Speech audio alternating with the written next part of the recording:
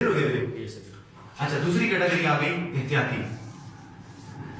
एहतियाती भाई एहतियात करनी है, एहतियात समझ गए। इनकी शक्ल होगी तकून, तकून समझ गए, तेज होने वाली। हाँ, ये हो जाएगा एहतियाती। ये 90 फीट पहले लगे होगा, 90 फीट पहले किसी भी चीज को। अगर कोई जंप बढ़िया हुआ है तो 90 फीट पहले तो नजर आ जाएगा कि जंप है, ठीक है।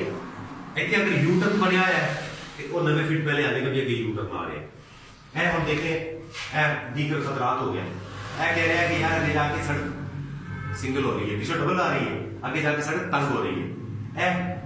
चीज इस पास आ गई। सारे जड़े हैं ना यकीन एहतियाती रोड साइड, सही सर, ठीक है ना। वो कह रहे हैं यार बाया मोड़ है, दाया मोड़ है, सड़क बन रही है, इधर बाया मोड़ है, सड़क तंग हो रही है, रेलवे फटक है, गेट वाला रेलवे फटक है, एपिसोड वाला, सारे जड़े ना तकून वाली, ठीक है सर। ये एहतियाती ने। और जड़े गोल ये कहते हैं लाजमी, ये लाजमी है। हमेशा याद रखिए कि गोल जड़ा रोड साइड होएगा लाजमी होएगा, जड़ा होएगा ना तकून वो लाजमी नहीं होएगा। मगर इसे तो अमल लाजमी करना है, ये तनबीह करना है तेरे। सही सर, इसकी खिलाफवर्जी की थी ना, ये लाजमी नहीं।